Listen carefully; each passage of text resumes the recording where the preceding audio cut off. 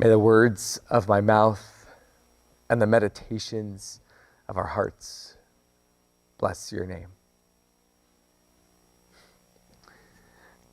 It was about a week after coming home from Young Life Camp that we met up. I was a Young Life leader at the time, and one of my students had just given his life to Jesus at camp. He had wrestled with the question of Jesus all week long. In fact, this was the fourth time he'd been to camp. He'd been coming to Young Life for years, and so he had heard the message of Jesus, but he had resisted for so long. And finally, this was the year. This year was his moment, and he declared that he was in. We prayed together. He stood up on the last night of camp, and it was amazing. I watched as a weight lifted off of him. And our leaders, we praised God together. And then here we were a week later, and I wasn't ready for the bomb that he was about to drop on me. I gave my life to Jesus, he said. So why do I still have to deal with the same stuff? I thought maybe my dad would change, that maybe he'd stop hitting me. But I swear it's worse now that I'm a Christian. And the tears started to pour. Jesus is King, we say. Jesus is Savior. God is good. And so we naturally expect Jesus to take care of business for us, to start saving us from stuff, especially the stuff we don't like. We come to Jesus with our list of wrongs that we need to be made right. We come to Jesus expecting, demanding that he fix the brokenness in our lives and in the world. And sometimes things just get worse. How's this for a sales pitch? Jesus tells a parable about a seed that falls to the ground among thorns. And as the seed begins to sprout, it is surrounded by thorns that choke it out, so that the plant, it never even gets a chance to grow roots before it just shrivels and dies.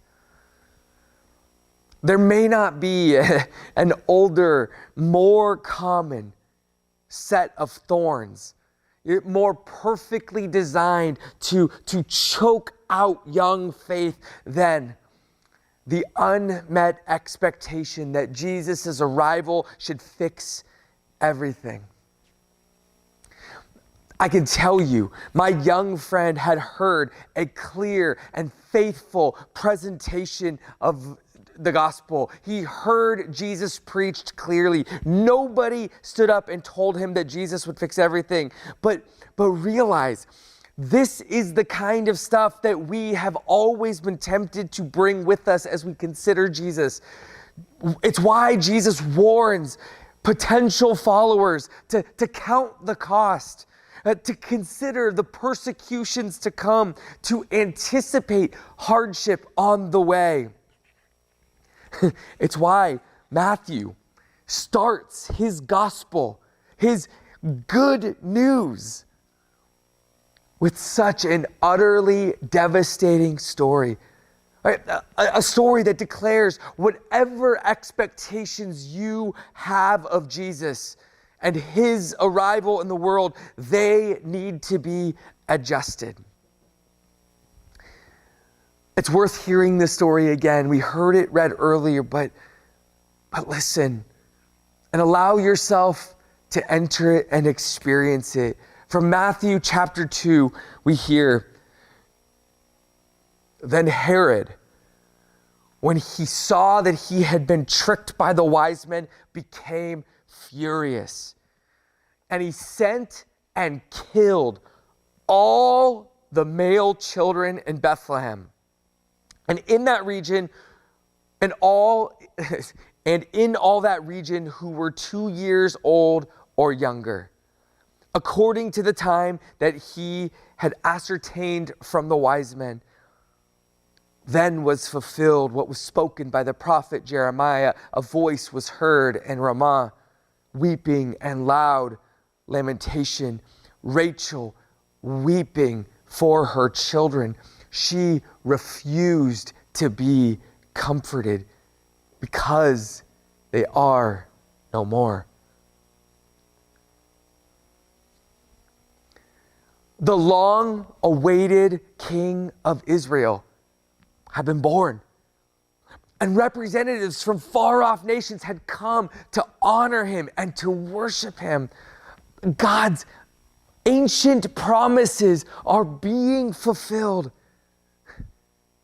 The long-expected king was supposed to bring the restoration of Israel, of God's people, after hundreds of years of pain and darkness for God's people. The arrival of this king was supposed to mark a new beginning, a new era full of life and of joy and hope. But Matthew tells us that the very first thing to happen after this king's arrival is the brutal and unjust murder of innocent children. I mean, if you sit with this story for any amount of time, it only gets worse, because you start to realize, like, these children probably wouldn't have been murdered if Jesus hadn't been born. Right? It was Jesus's birth. It was his arrival and the arrival of the wise men that made Herod furious. The birth of Jesus provoked Herod. The evil was worse because of the good. Matthew opens his gospel with the kind of story that makes you ask, where is God at in all of this? Like, what could God possibly be up to? How is this good news? The birth of the king, it comes with weeping and loud lamentation. Rachel weeps for her children, and she refuses to be comforted. One of my favorite authors has kind of an amazing name, Fleming Rutledge.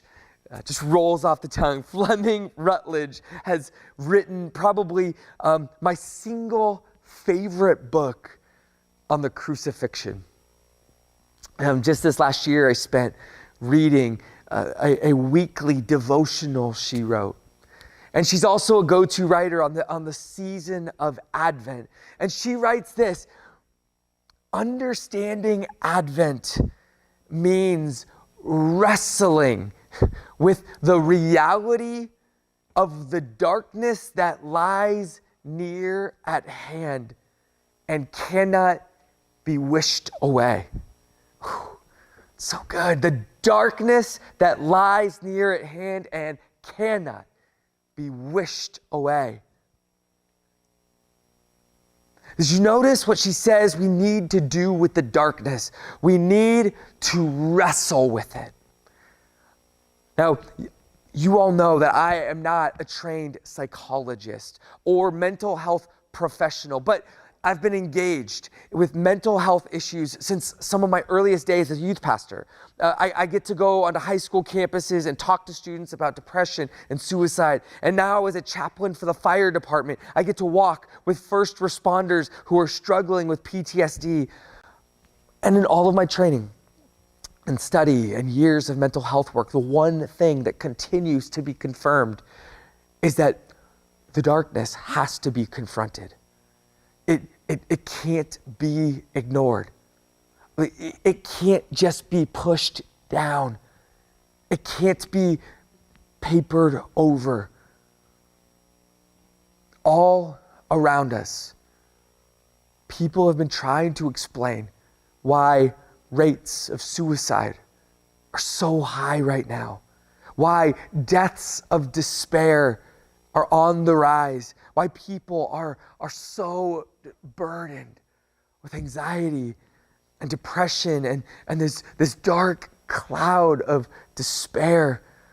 And Rutledge, she goes on to say, it's hard, it's really hard for many people to confront the darkness and suffering. Many people, she says, have been conditioned from childhood to look on the sunny side. So they think that's the only way to be good. We can see it everywhere, right? A kind of toxic positivity that minimizes the bad stuff, pushes it away, pretends it doesn't exist, or just sort of lets people cope and get on with life. But as first responders discover, there is only so long that you can go shoving stuff down, pretending it doesn't exist. You can only cope for so long, and then it just all becomes too much. Psychologists today are affirming what our faith tradition has been teaching followers of Jesus for thousands of years. You have to face the darkness. You have to confront it. And so we can see that Matthew deliberately refuses to hide the pain caused by the birth of Jesus. He just puts it right out there in the open, like a wound. It needs air to heal, and so Matthew, he lets it breathe. But it's also only chapter 2 in his gospel. Matthew has a story to tell, a story about Jesus, about a Jesus who will change the way that we ultimately see the murder of those children if we can stay with him until the end.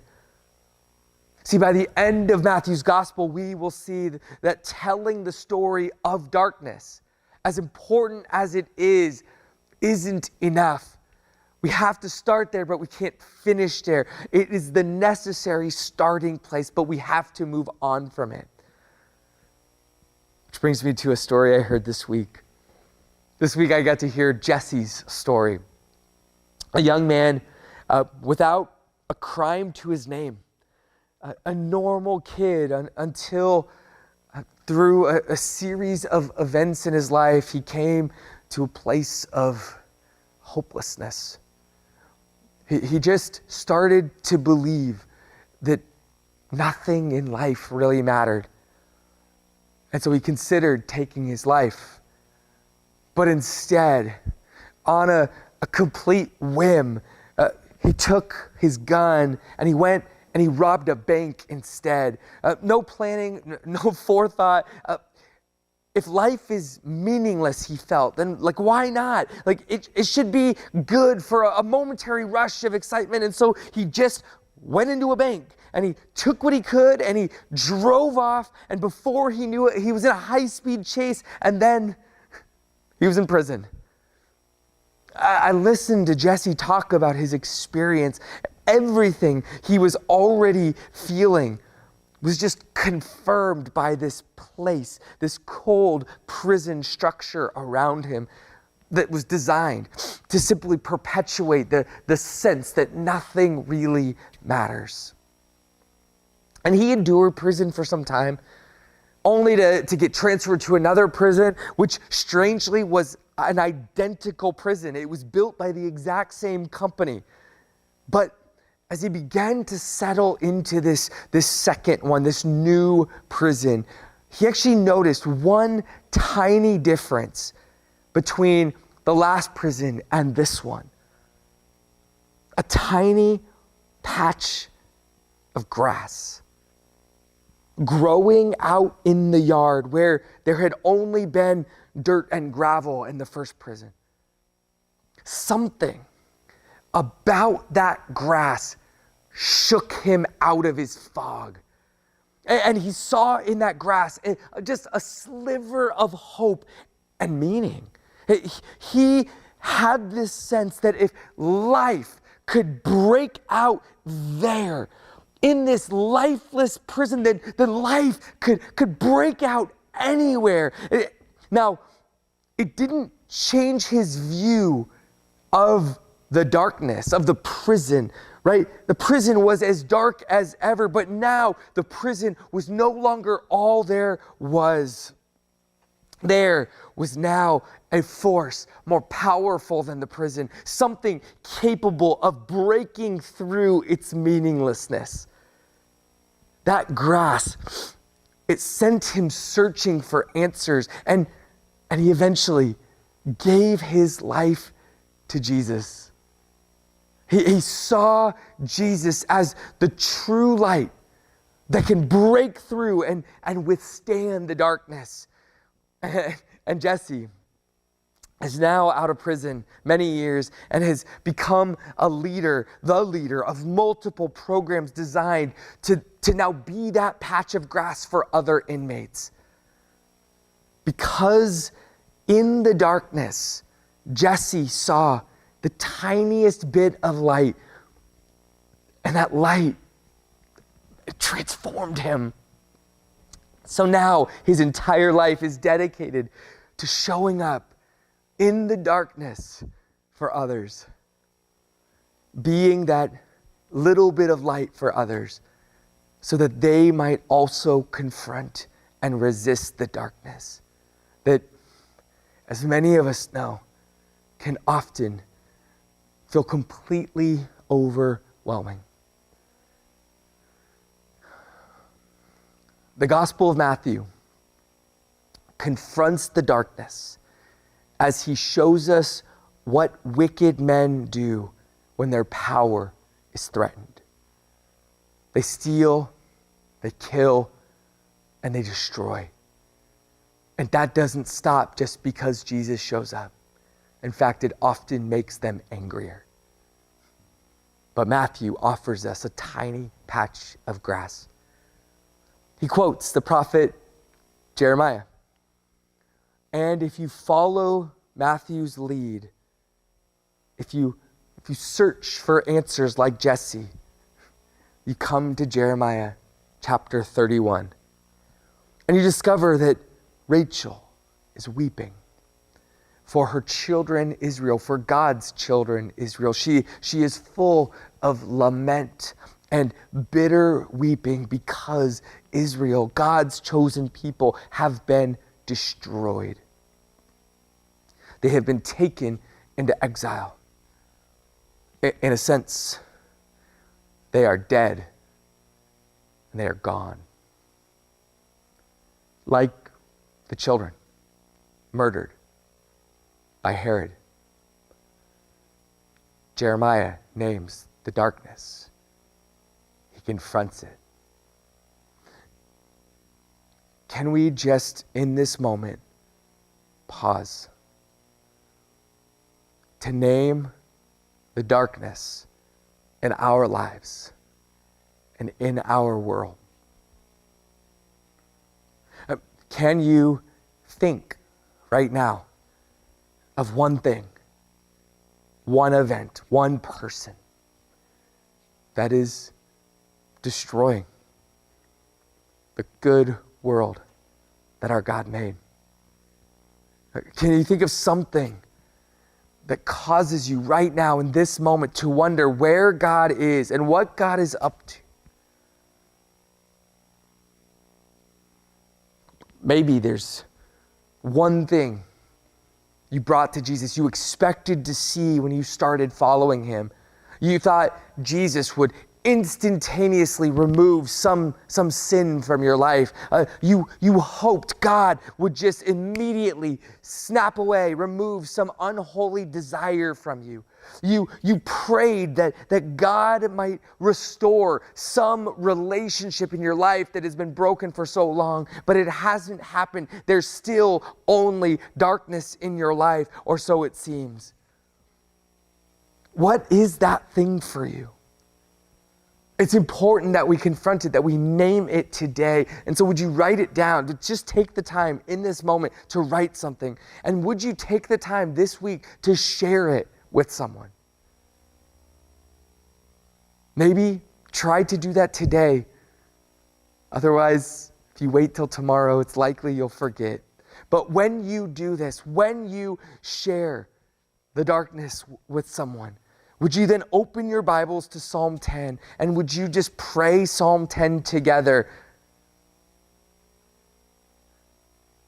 as a way of confronting the darkness, as Jeremiah does and Matthew does? In Jeremiah 31, Jeremiah names the darkness and he confronts it. But then notice what surrounds Rachel's weeping. Jeremiah doesn't stop with the darkness. Verse 16, the very next verse says, "Thus says Yahweh, keep your voice from weeping and your eyes from tears, for there is a reward for your work, declares Yahweh, and they shall come back from the land of the enemy. There is hope for your future, declares Yahweh, and your children," right? The children who were no more, the children who were dead and gone, they shall come back to their own country. God is declaring that he will raise a dead people. The people of Israel, a people who had been crushed, who had been oppressed and scattered and forgotten, that they will return, that they will be raised again, and that God will do this. And notice what God does and says throughout this passage in Jeremiah. In verse 3, God announces, "I have loved you with an everlasting love. But therefore I have continued my faithfulness to you. Again I will build you, and you shall be built." And listen to this, the very next line. Jeremiah says, "Again you shall adorn yourself with tambourines and shall go forth and dance in the dance of merrymakers." That's a funny word and a funny image, and I sort of resonate with it as I feel like that's sort of my jam, being a merrymaker. But they will dance and they will make music. In verse 7, Jeremiah continues, "Sing aloud with gladness and raise shouts, proclaim, give praise and say, 'Oh Yahweh, save your people.'" And in verse 9, "With weeping they shall come, and with pleas for mercy I will lead them back." The tears still exist. They are still weeping and they are pleading. And while they are weeping and pleading, God will do the impossible. Notice verse 13. Verse 13 tells us, "Then shall the young women rejoice in the dance, and the young men and the old men shall be merry, and I will turn their mourning into joy. I will comfort them and give them gladness for sorrow." Matthew quotes Jeremiah, highlighting the truth of the darkness, but Jeremiah doesn't live in the darkness. He refuses to dwell there. He can see what God is going to do hundreds of years into the future, and he proclaims it boldly. He lives in the light of Christ. Those who have suffered and who mourn will be comforted, and their sorrow will be transformed into joy.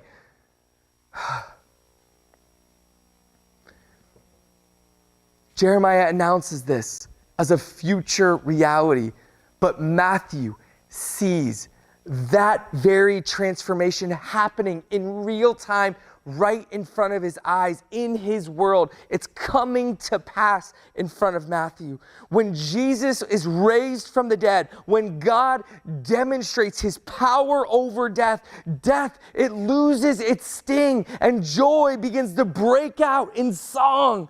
Right? If God can restore his people back from the ends of the earth, being no people and returning them so that they are a people. If he could take people back who had become nothing, who had disappeared into obscurity, and he can bring them back again. If God can raise the dead, if dead nations and dead people can be raised, then the sadness, the real sadness of innocent children being murdered can be both full of grief and at the same time be fully transformed into joy. We can trust a God who raises the dead, that each young life lost is in God's merciful hands. And we can trust that on that final day, when God raises all of the dead, these young children will be part of the party. And so, right, joy, while it's not complete right now because it's mixed with grief and sorrow and mourning, is actually possible. In fact, it's necessary and is breaking out everywhere for people to see. And it's breaking out everywhere where people trust Jesus. Joy, it is how we begin to stand against the darkness, right? Because we sing in the face of death, telling death that we are not afraid of it. We sing in the face of the darkness, telling the darkness that it has no power over us, because in Jesus there is life and there is light. Fleming Rutledge has been encouraging people to notice this Advent season the Ukrainian children's choir. Rutledge reminds us that we can't pretend the darkness doesn't exist. That when we do this, our songs of joy, they become empty and nothing more than mere sentimentality. Rutledge wants us to look at the Ukrainian children's choir because she says they have earned the right to sing Christmas carols because they have looked directly into the darkness. She points to a story where Alexandra Lutzak describes the war's effort on her music, describes the war's effect on her music. And Lutzak says that when she sings, she sees the faces of 5 friends who died in the war. Sometimes she imagines the experience of a friend captured by Russian soldiers. She says that when rehearsing folk songs, she envisions destroyed homes with no roofs, collapsed walls, everything burned down, and people standing around who have nowhere to spend the winter. Listen to this quote from Lutzak.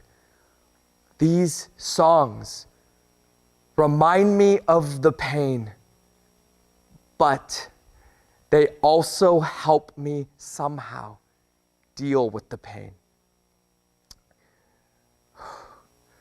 The article goes on to compare Lutzak with other Ukrainian young people who are having a much harder time coping. Lutzak's music is like Jesse's green grass in the prison. I mean, war and prison are 2 conditions of incredible darkness. Do you get darker than these 2 realities? And this morning, you have already considered your darkness. And so, I pray for you, for us. May Lutzak's music, may Jesse's grass lead us into the light this morning. May they lead us to the table where we remember the darkest moment in the history of creation, the moment when God's treasured creation, his image bearers, human beings, when we received our Creator and we crucified him.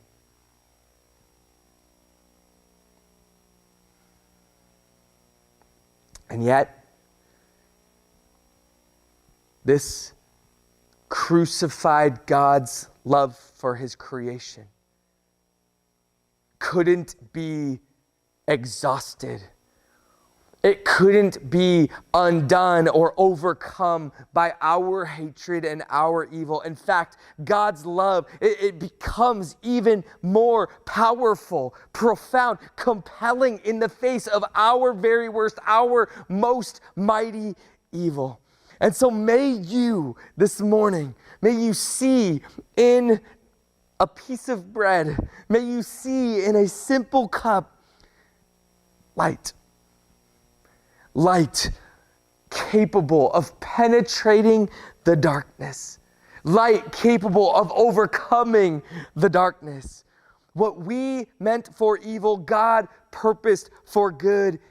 And in the midst of darkness, God brings light. And so I invite you all this morning to this table, this place, to join Jesus in a joyful feast of his light shining in the darkness.